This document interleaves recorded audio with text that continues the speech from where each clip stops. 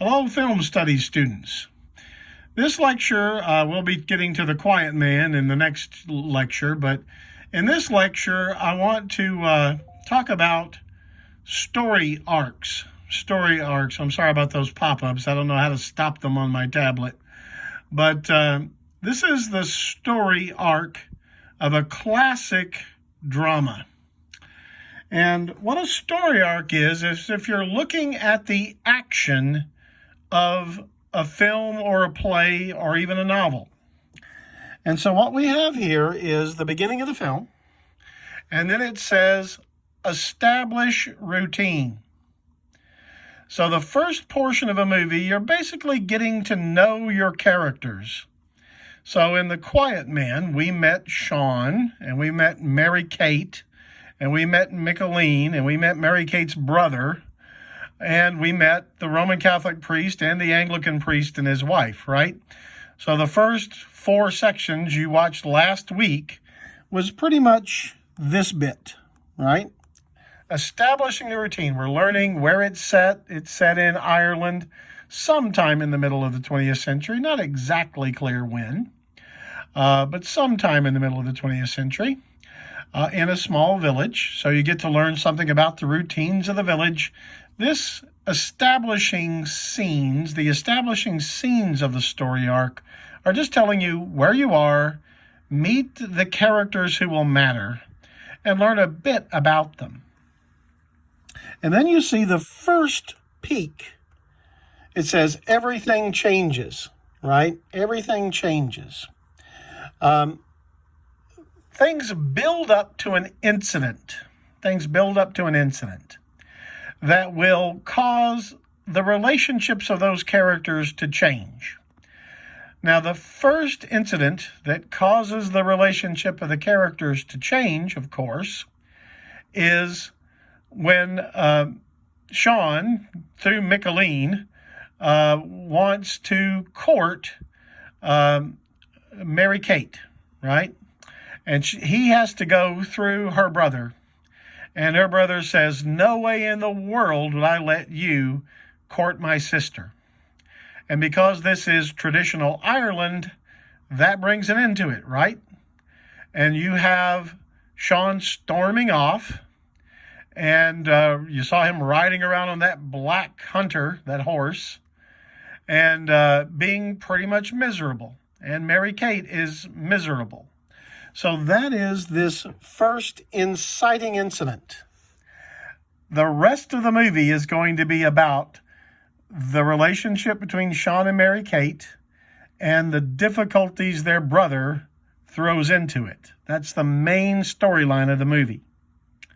And so the inciting incident, the first inciting incident, was when the brother refuses to let Sean court Mary Kate. And that presents the obstacle to overcome. The brother is the obstacle, right? And you'll remember how he's overcome. Micheline and the Roman Catholic priest and the Anglican priest and his wife plot to convince the brother that the widow, Sarah, is actually sweet on him, when in fact we have no reason to think she likes him at all. But they want to get him to consent, they want to get the brother to consent to Mary Kate courting Sean courting Mary Kate, and they convince the brother that he'll never get the widow to marry him, she's a rich widow. Remember, that's important. This guy is very greedy. He'll never get the widow to marry him as long as Mary Kate's still in the house. No woman will come into a house as a wife where there's another woman who's already mistress of the house, right? And his sister is the mistress of the house, I guess you could say. And so they say the widow will never come. So the obstacle to be overcome, my apologies, that fell over. The obstacle to be overcome is the objection of the brother. And you see tension rises to the midpoint. So you have things reach their this is the long development we saw in the pieces you watched for today, 5, 6, and 7, and 8 of the movie. The tension rises until, ta-da, the midpoint of the film, when finally you have the romance blossoming. The brother allows Sean to court Mary-Kate. They go on those hyper-traditional chaperoned walks, and then they wind up in the court, that old churchyard, in the rainstorm, and they kiss, and everything looks good. And because they have duped the brother, there is going to be a marriage. So then the tension has been reduced. After the kiss and the marriage is coming, a reduced tension. And then we find out at the very end of section 8 you watched for today, the second obstacle to be overcome is again the brother, who finds out he has been duped. That the widow Sarah is not really interested in him. That the whole wedding has been based on false premises in his mind. And that he is not going to let Mary-Kate have her dowry. They are married, and there's nothing he can do about that. But she will not really truly live with him as a wife until she has her legacy, right? Until she has her money and her belongings. Now, I'm not going to spill any beans, but here's the climax. After this second nadir, things get bad. The second obstacle to overcome is this brother's refusal to give her money and her belongings, and Mary-Kate refuses to really live as a wife to Sean until she gets them.